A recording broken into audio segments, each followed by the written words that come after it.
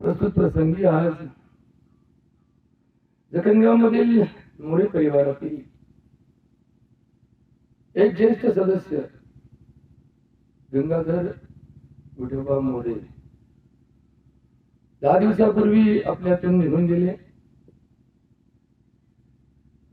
आयुष्यभर या संसाराचा गाडा उडताना अनेक आघात त्यांना झाले, पण संसार करताना निस्वार्थ भाव काय असतो, निस्पृह भाव काय असतो, अहंकार रहित जीवन जगण्याचा मार्ग काय असतो, असे काही सैद्धांतिक चिंतन ज्यांच्याबद्दल करता येईल असे आमचे गंगाभाऊ.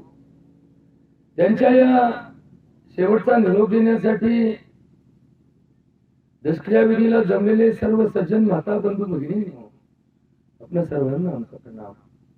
आजच्या प्रवचनासाठी निवडलेला विषय ज्ञानेश्वरीमध्ये माऊलींनी जीवनाचा योग्य मार्ग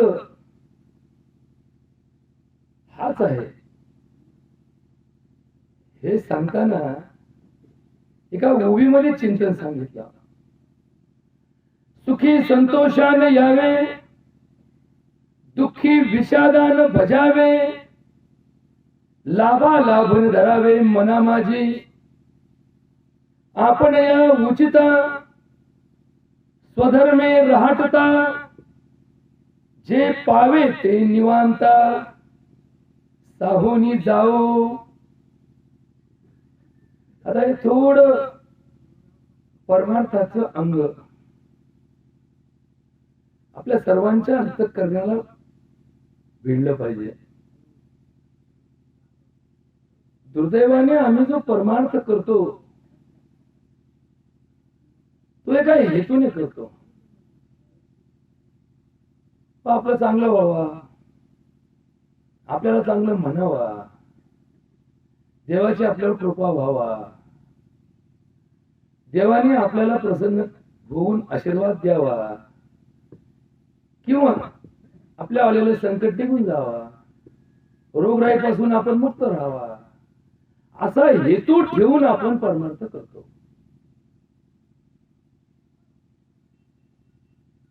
मग या हेतूमध्ये हेतू काय असू शकतो यापेक्षा तो हेतू असतो. एखाद्या पोरीचं लग्न जमत नसेल तर ती गणपतीला जाते माळेवाड्यात, नगरला कॉलेजला गेली तर तिच्या म्हणते असं तर माळेवाड्यातून ये. मग तिला म्हणलं का माळेवाड्यात आले तिकडे नाक्यावर गाडी थांबती ना. नाही म्हणले आमची मम्मी म्हणली तू काय करीत जा माळेवाड्याच्या गणपतीला जात जा. का तिथे गेला का गणपतीच्या कृपेने तुझं लग्न जमल. मग नंतर वर्षानी लग्न झालं भेटली म्हणले का माळेवाड्यात जात नाही. आता नाही म्हणले आता लग्न झालं आता काय माळेवाड्यात गणपती कुठे आता मी घेतलाच नाही गणपती. हेतू जर हेतू ठेवला तर हेतू साध्य झाला की माणसं विसरतात.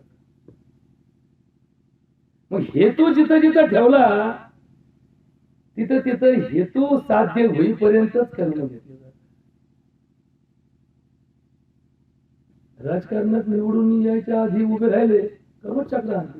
का मोरे पाटील कुठे चाललं का, एकदा का कार्यक्रम झाला का पुढं मोरे आहे का जगले काय माहिती नाही. झाले चालू हेतू हेतू ठेवला का हेतू साध्य झाल्यानंतर कर्माला पूर्ण विराम मिळतो. मग परमार्थ हा काय पूर्ण विराम देणारा विषय का. परमार्थ ही जीवनाची एक अविभाज्य प्रणाली आहे. जन्मल्यापासून मृत्यूपर्यंत परमार्थ माणसाच्या अंगी असला पाहिजे. मग तुम्ही म्हणा जन्मल्याबरोबर आम्हाला कळतच नाही तर परमार्थ कसा. तर बघा का बघू आता गमत सांगतो. पोरग झालं, पोराचं बारसं घातलं. आता त्याचं नाव काय ठेवायचं तुम्ही, टॉमी ठेवा मॉमी ठेवा काही ठेवा, पण बारसं घातलं ना तर बारसं काय घालतो आपण, एक पाळणं आणतो त्यात पोरग टाकीतो आणि काय म्हणतो श्याम घ्या कुणी राम घ्या. म्हणजे काय करतो आपण हरिनाम घेतो. काय घेतो? हरिनाम घेतो. त्याचं नाव काय ठेवायचं ठेवा, पण पाळणा कोणाचा म्हणतो? रामाचा, कृष्णाचा. का बरं? हे पोरग लहान असतं, 12 दिवसाचं पोरग. वारीला तर बारसं होतं पहिलं, आता तर काय, आता लग्नात बारसं घालतात. मग ते त्याचं नाव बदलावलं, तेव्हा त्याचं लग्न जमलं. का? म्हणजे त्याचं जमत नव्हतं. आणि मग ते वामन म्हणला याचं नाव बदलून घ्या, बाईचं नाव बदलून घ्या, पुरीचं नाव बदलून घ्या. हे बदला बदली. पूर्वी लोक बारसं 12वीला घालायचे. आता त्या बारशामध्ये नाव कुणाचं घेतलं गेलं? भगवंताचं नाव घेतलं गेलं. त्या भगवंताच्या नाव घेण्यामध्ये काय झालं? त्या लाजूक मुलाच्या कानावर काय गेलं? भगवंताचं नाव गेलं. मुसलमान असेल तर मुसलमानाच्या घरात त्याचं मुलगा जन्माला आलं की त्याला दूध पाजायच्या आधी त्याच्या कानात सांगायचे अल्लाहू अकबर, कानात सांगायचे. आता त्याला ऐकू येतं का एवढे लहान पोराला? आपल्याला अजूनही माहित नसतं की गर्भातल्या मुलाला सुद्धा ऐकू येतं. गर्भात मुलगा आहे, 7 महिन्याच्या पोटात बाळ आहे. आपल्याला वाटतं याला काय ऐकू यायचं? आणि मग हेच तर आपण ऐकलं ना महाभारतामध्ये, ज्या वेळेस अभिमन्यू पोटात होता त्यावेळेस मामाच्या गावाला बाळपणाला आपल्या बहिणीला घेऊन चाललेला कृष्ण वाटानी प्रवासात गप्पा मारीत मारीत मारीत रणनीती आणि युद्धभूमी याच्या चर्चा रंगल्या आणि सांगू लागला आपल्या बहिणीला की चक्रव्यूह जर समोरच्या सैन्याने टाकलं तर ते भेदायचे कसं. त्यांनी जर डाव टाकला चक्रव्यूहाचा आणि त्या चक्रव्यूहामध्ये बाहेर पडायचं कसं, सांगत सांगत सांगत सांगत सांगत फार 12ने सांगितलं आणि 4 राहिलं. तेवढ्याच गावाला आणि तो विषय बाजूला पडला. पण तो 12ने विषय कुणी ऐकला? पोटात गर्भात असणाऱ्या अभिमन्यू नावाच्या तिच्या बाळाने ऐकला. कधी ऐकला? पोटात बाळ होतं तेव्हा. आणि मग त्याला ते आठवलं कधी? जेव्हा महाभारताच्या लढाईमध्ये त्या चक्रव्यूहाची रचना झाली आणि चक्रव्यूह तर भेदायचे ज्ञान भगवान कृष्णाला सोडून कोणालाच नाही. आणि कृष्ण तर काय म्हटलं होतं? मी युद्ध करणार नाही, तुम्ही तुमचं लढा, मी फक्त लांबून हात ठेवील, लांबून बघल, तुमची लढाई तुमच्या भावकीची, आम्ही मध्ये पडत नाही. भावकीच्या लढाईत कोणी येतच मध्ये नाही. काय येत नाही? कारण भावकी कधी एक होईल आणि समोरच्याला कधी तोंडावर पाडील आणि समोरच्याला दोघे ना तुम्ही आले का मध्ये, मग दोघांचा कार्यक्रम. त्यामुळे भावकीत लोक म्हणतो नाही तुम्ही तुमचं नीट खावं. मग महाभारताच्या भावकीत काय झालं? कृष्ण दोघांचाही पाहुणा आणि कृष्ण दोघांचाही मित्र. कृष्ण लांबून म्हणायचा भाऊ तुमची भांडणं तुम्ही बघा, याच्यात मी काय कोणाची बाजू घेणार नाही. आणि मग प्रश्न आला त्या महाभारताच्या लढाईमध्ये ते चक्रव्यूह भेदायचं कसं? मग अभिमन्यू आला आणि अभिमन्यू मला माहिती आहे ते म्हणजे का शिकवलं तुला? शाळेत नाही शिकवलं. आणि मग त्याला समजलं की आपण या जन्माला आल्यापासून तर नाही शिकलो, पण आईच्या पोटात असताना आपण हे ऐकलेलं आहे, त्यावेळेस आपण ते श्रवण केलेलं आहे. आणि मग तो अभिमन्यू त्या चक्रव्यूहाला भेटता भेटता भेटता भेटता जेवढं ऐकलं होतं तिथपर्यंत पोहोचला. तिथून पुढे त्याचं ऐकायचं काम नव्हतं, तिथून पुढे सांगितलं गेलं नाही, ऐकलं गेलं नाही, तिथं अडकला आणि त्याचा अंत झाला. सांगायचं तात्पर्य काय की परमार्थ माणसाला जन्मल्यापासूनच नवे नवे गर्भाधान या व्यवस्थेपासूनच परमार्थ चिटकलेला आहे. जसं आपल्या शेतीमध्ये जिठुळीला पेरायचं असतं म्हणून आपण मेहनत कधी चालू करतो? चैत्रातच चालू करतो. सुगी झाली कले रानाची असेल डोंगराकडची तर उन्हाळा खडा घालतो, बागायती असेल तर नांगरट करतो, गेल्याच वर्षी नांगरट केली असेल तर यंदा पंजी हाकितो, काकरे पाळी घालतो आणि ती वावर पाऊस पडायच्या आधी तयार करून ठेवतो. या मेहनतीचा फायदा मेहनत केल्या केल्या होतो का? नाही. या मेहनतीचा उपयोग कधी होतो? जर जेठोळीला पाऊस झाला आणि पेर झाली तर त्या येणाऱ्या पिकामध्ये या उन्हाळ खड्यामुळं, या उन्हाळ्यात केलेल्या मेहनतीमुळं तण लवकर येत नाही. आधी पीक मोठं होतं, मग तण फुगत, आणि मग ते तण मोठं व्हायच्या पीक निघून जात.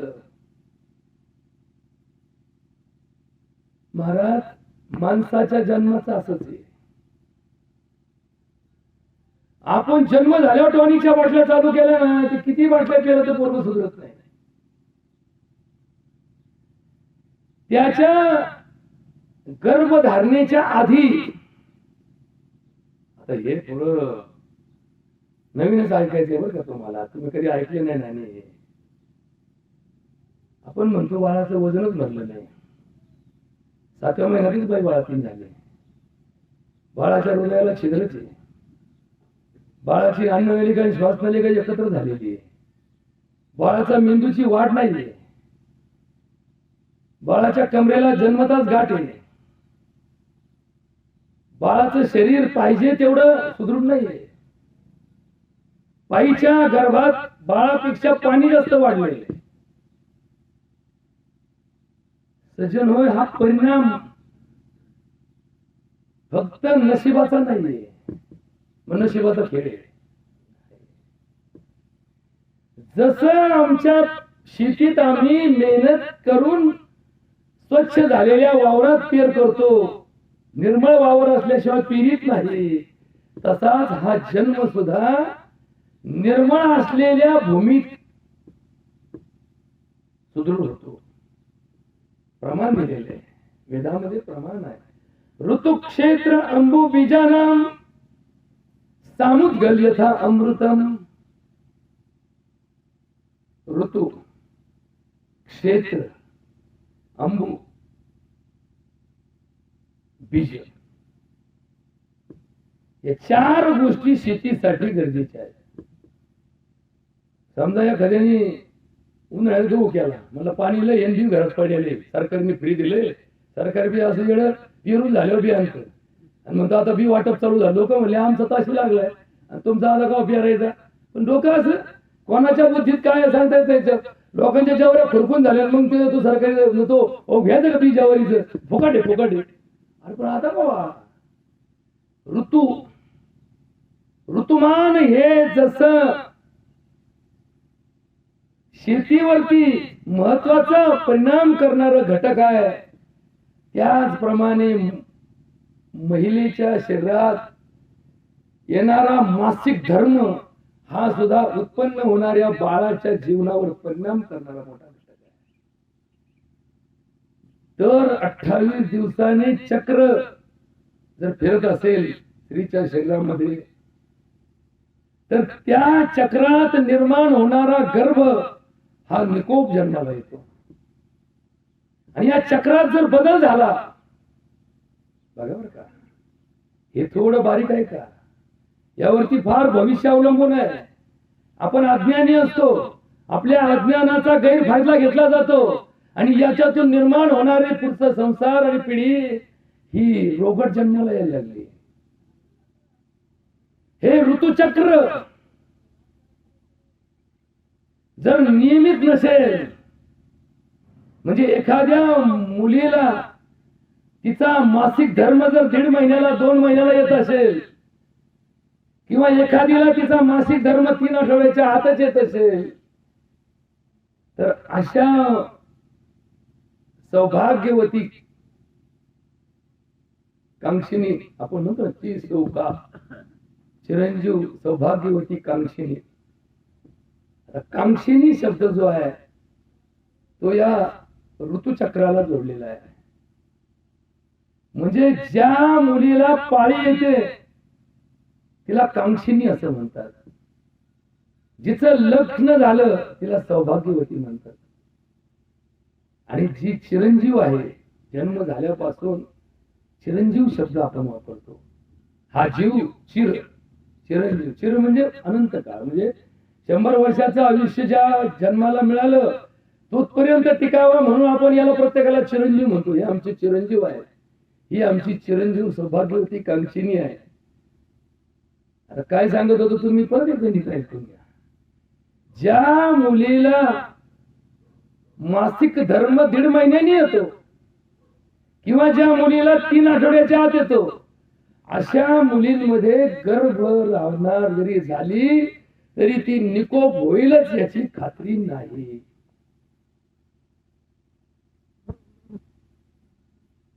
आणि म्हणून ऋतू, आता याच्यावरती एक अभ्यास सांगतो तुम्हाला. सुमन, अभ्यास ऐकून घे. लग्न लावलं, बामण आला, 5 मंगल म्हणला, बामणाच्या घरी बामण गेला, नवरी वाटा लावली, घरी जिकडे तिकडे मोकळे झाले, दुसऱ्या दिवशी पैसे वाटून टाकले, मोकळा झाला. नाही, लग्नाच्या 16व्या दिवशी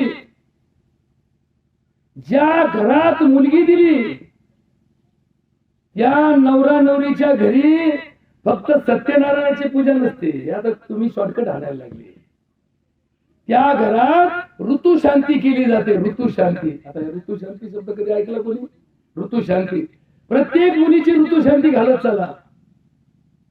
जिचं लग्न झालं ना तिची ऋतुशांती घालत चला. आता ऋतुशांती कशी घालायची? ऋतुशांती घालण्यासाठी तिच्या शरीरातील जे अवयव या कामासाठी, या भविष्यातल्या धर्म अर्थ काम मोक्ष चतुर्विध पुरुषार्थाच्या प्राप्तीसाठी वापरले जातात, त्यावर प्रयोग केले जातात. मग सगळ्यात पहिला प्रयोग काय असतो माहिती आहे? ऋतुशांतीमध्ये हरळ आणायची, हरळीचा रस काढायचा आणि 1 ग्लास रस त्या पुरीला पाजायचा. कोणत्या पुरीला? जिचं लग्न झालं, नवीन लग्न झालं, अजून त्या घरात गेली, अजून तिची हळद पिटली नाही, तिच्या घरात तिला 1 ग्लास हरळीचा रस पाजायचा. आपण कधी गेला हा प्रयोग? आपण करतो सोनोग्राफी, द्या चिठ्ठी आणि तो सोनोग्राफी करू, पाणी कमी झालं, पाणी जास्त झालं. हे पाणी ना कोणाला वाढवता येतं ना कोणाला कमी करता येतं. या बाळाचं वजन किती आदाबले तरी त्याच्या मर्यादा ओलांडता येत नाही. आणि हे बाळ असं असतं, जो पालात राहतो त्याचं बाळ निकोप असतं. त्याला बाळात मला डॉक्टर लागत नाही, त्याला सिझर करावं लागत नाही, त्यांचं काहीच नसतं. जन्म झाल्यावर ते बाळ 3 किलोचं भरतं तरी बाई नॉर्मल होते. आणि जे महालात राहतात त्यांचा वाटाळा आहे. बघा नीट बघा, याच्यातलं चिंतन थोडं बारीक आहे का? धर्मशास्त्रामध्ये एक वाक्य सांगितलं, ते जर तुम्हाला कळालं नाही तर आयुष्यात तुमचा परमार्थ चुकणार नाही. पाटील, एक वाक्य ऐकून घ्या. परमार्थामध्ये सुख कशात आहे सांगितलेलं आहे. निसुखत्वम सुखायच. आता बघा बरं का, आता हे वाक्य जर जळी आणि समजायला तरी आवडेल. काय सांगितलं? निसुखत्वम सुखायच. ज्याच्यात सुख नाही त्याच्यात खरं सुख आहे. समजा इकडे ताजी भाकरी ठेवली एका टोपल्या, तरी शिळी भाकरी एका टोपल्यात ठेवली, माणूस काय करेल? ताजी खाईल तर म्हणून ताजं खा. नाही, सुख शिळ्या भाकरी. शिळी भाकरी मुरलेली, तिचं अपचन होणार नाही. मी लिहून देतो, नाही होणार अपचन. 2 घास शिळ्या भाकरीचे जास्त खाण्यात आले म्हणून अपचन होत नाही. ताज्या भाकरीचा 1 घास जरी जास्त खाण्यात आला तरी अपचन होणार. यंदाचं पोतं भरलेलं आहे ज्वारीचं. बघा का, नीट ऐकून घ्या बाई. यंदाचं ज्वारीचं पोतं भरलेलं आहे आणि गेल्या वर्षीचं ज्वारीचं पोतं भरलेलं आहे. कोणतं दळून आणायचं सांगा बरं? गेल्या वर्षीचं दळून आणायचं यंदा. फक्त आपल्याकडे एक सण आहे, नव्याची पुनव. नव्याच्या पुनवाच्या दिवशी नवीन धान्याच्या घोगऱ्या करून खायच्या. वर्षभर परत खायचं नाही. का? मागच्या वर्षीचं धान्य यंदा खायचं. 1 वर्ष ती ज्वारी जर मुरली तर तिच्यापासून बाधा होत नाही. आता कोणता नियम घ्यावा? बाई कोणता नियम घ्यावा? आपण तर काय करतो? ताजा आला घ्या पेरून, त्याला भरडून आळा बघा. नाही, कायद्यात चुकला, आयुष्यात मोकला. बघा नीट लक्षात घ्या, हे रोगराई का वाढली? आपण चुकीच्या मार्गाने चाललोय. या शेती धंद्यामध्ये नफा असेल नसेल ती पुढची गोष्ट आहे, पण शेती धंद्यामध्ये घरचं खायला मिळतंय हे भाग्य आमचं. पण ते नीट खाता येत नाही का? कारण ज्ञान नाही आमच्या जवळ. होत आमचे बापदादे हे ज्ञान ठेवायचे. ही हरणाबाई रोज बोंबवायची. आता हरणाबाई राहिले बोंबलं कोण बोंबलं? आता बोंबलायला राहिले तुम्ही. आणि मग माणसं भांजाळ ताजं खायच्या मागे लागले. ताजं, तुम्हाला माहितीये का? ताजा पैसा सुद्धा लोक वापरत नव्हते. समजा नोट आहेत, 50 रुपयाची नोट मागच्या महिन्यातली. बघा बारीक आहे का?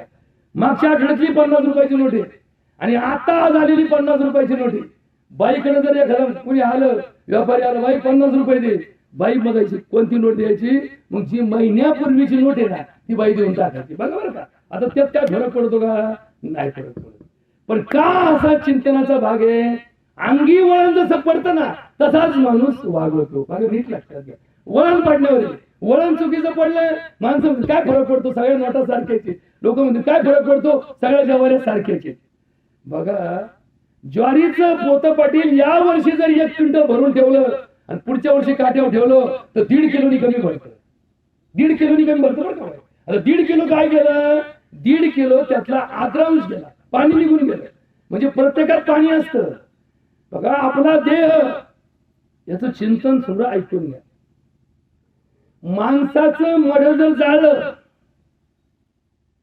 समज बारीक ऐकून घ्या, माणसाचं जर मड जाळलं तर त्याचं वजन किती भरतं? त्याचं जन्माच्या वेळी जेवढं वजन होतं ना तेवढं वजन त्याचं भरतं. तुम्ही म्हणाला असलच काय, जन्माच्या वेळी वजन मोजलं समजा माऊकोर 2.5 किलो झालं, या माड्याला जाळल्यावर वजन कसं भरायचं? त्यात राख आली, त्याच्यात परत लाकडं आली, त्यात कोळसे आले, सगळं झालं, मग कसं मोजायचं? जर तुम्ही चिंतन ऐकलं ना तर तुमच्या लक्षात येईल की हे धर्मशास्त्र 100% सत्य आहे. जन्माच्या वेळी जेवढं वजन भरतं तेवढंच वळण त्याचे रक्षाचं भरतं. वजन त्या माड्याच्या रक्षाचं भरतं. जर पूर्ण काल त्याच्या जीवनाचा जर गेला, यावर बारीक चिंतन करण्याची गरज आहे. विषय कोणत्या अभंगातून निघाला? उभी चिंतनाला घेतली होती माऊलींची. सुखी संतोषाने यावे, दुःखी विषादान भजावे, लाभा लाभन धरावे मना माझे. आपण या उचिता स्वधर्मे राहतता, जे पावे ते निवांता साहोनी जावो. आणि विषय काढला होता की या जन्माला आल्यापासून मरेपर्यंत, मेल्यानंतर सुद्धा माणसाला परमार्थाचाच अंग असलं पाहिजे. आता गंगा भाऊ गेले तेव्हापासून आजपर्यंत आपण काय करतोय? देवाचं नावच घेतोय ना. आता आपण इथं काय करतोय? पूजा आणला, बामण आणला, पूजात काय म्हणणार आहे बामण? देवाचंच नाव घेणार आहे. काही तर इतिहास काढणारे बामवाऱ्याचे खानदान दाखवा आणि हे 50 लोक दाखवा, यांच्या नावाचा उद्या उद्या करा. नाही, उद्या उद्या कोणाचं होणार आहे? देवाचंच होणार आहे. आणि आयुष्यात लक्षात ठेवा, पुन्हा एक वाक्य ऐकून घ्या, हे वाक्य फार महत्वाचं आहे. आयुष्यात उद्या उद्या फक्त देवाचाच करा. उद्या उद्या आंबे, उद्या सासूचा उद्या उद्या करू नका. कारण ज्या दिवशी तुम्ही सासूचा उद्या उद्या बंद करताय त्या दिवशी सासू नाराज होईल. बघा का, पोरांचा उद्या उद्या करू नका. पोरग उलटलं तर उद्या उद्या केला आणि ती उलटलं तर तुम्ही म्हणता पश्चाताप झाला. उद्या उद्या फक्त देवाचाच करा. काही झालं तर देवाचाच उद्या उद्या करा. तुमचं कल्याण झालं तरी देवाचाच उद्या उद्या करा. तुमच्या घरातला माणूस गेला तरी देवाचा उद्या उद्या करा. का करा? असं चिंतन करा, उलट करू नका, सुलट चिंतन करा. जर ही माणूस आता गेला नसता, अगं बरं बारीक आहे काय, अजून 2 महिन्यांनी त्याला किडे पडले असते, 4 महिन्यांनी त्याला जखमा झाल्या असत्या, 5 महिन्यांनी त्याचा वास सुटला असता, 6 महिन्यांनी तो कोमात गेला असता आणि 7 महिन्यांनी माणसं म्हणली असते कवा जातो. त्यापेक्षा आवाज गेला ना. मग देवाची काय झाली? कृपा झाली. हे 7 महिन्याचं लष्कर हे आगे आलं नाही, मग त्याच्यात काय करा? देवाचाच उद्या उद्या करा. याच्यावरती लक्षात ठेवा. तुमचं पीक आलं तरी देवाचाच उद्या उद्या करा. आणि समजा नाही पीक आलं, समजा एखाद्याने ज्वारी पेरली, बघा ज्वारी पेरली आणि पाऊस झाला नाही, ज्वारी मोडायची आली तर तुम्ही म्हणता काय राव ज्वारी वाटोळ केली? नाही, ज्वारी मोडली गहू केला आणि गहू इतका साधला, लोक म्हणते नुसता झालं म्हणते जेवानी किती कृपा केली, ज्वारी मोडली म्हणून गहू झाला. बरोबर का? म्हणजे शेवटी काय? शेवटी कल्याण झालं. कशामुळे? आपण देवावर विश्वास ठेवला म्हणून झालं. विश्वास जर ठेवला नाही तर कल्याण झालं काय, वाटवं झालं काय? आम्हाला गैरसमज झाल्याशिवाय राहत नाही. मग एक वाक्य जे पाटील तुम्हाला सांगितलं ना, निसुखत्वम सुखायच. ज्याच्यात सुख नाही ते खरंच सुख आहे, तेच खरं जीवनाचं सुख आहे. एका ठिकाणी गादी टाकलेली आणि एका ठिकाणी सतरंजी टाकलेली. झोपणारा माणूस काय म्हणून बरं आज गादी भेटली झोपायला, नाही वाटोळ भेटलं. सतरंजीवर झोपला तर सुख लागलं. कशाला सुख लागल? तुझ्या पाठीचे मणके सरळ राहतील. गादीवर झोपला मनक्यात गॅप पडेल. एक मनक्यातले गॅप कुठून आले? पहिले लोक पावल, आपण तरी 50 पायल्याच्या आतले उचलीत होते. आता आपण समजला लहानपणी मी 22 पायल्याचे पुते नेऊन टाकले नगराला. तेव्हा कोणाला टीचे नाही भरले ना. आता सकाळी सकाळी लोक म्हणजे टीचं भरलं. कसं भरलं? रित्या अंगी भरलं. काका रित्या अंगी टीचं भरलं. आता रित्या अंगी टीचं भरतोय म्हणले काय गंमत झाली माणसाची. त्यापेक्षा ते बारीक बारीक पिल्ल बरे जनावरांची. म्हणजे माणूस नाजूक का झाला? माणसाने माणसाच्या हाताने नाजूकपणा ओढून घेतला. दणकट होता माणूस. दणकट माणसं होते. त्या दणकट माणसाला रोग म्हणलं का ते हाताचे रोग मला आता रोग नाही असा माणूस शोधायला जगाच्या पाठीवर कधीच कोणतंच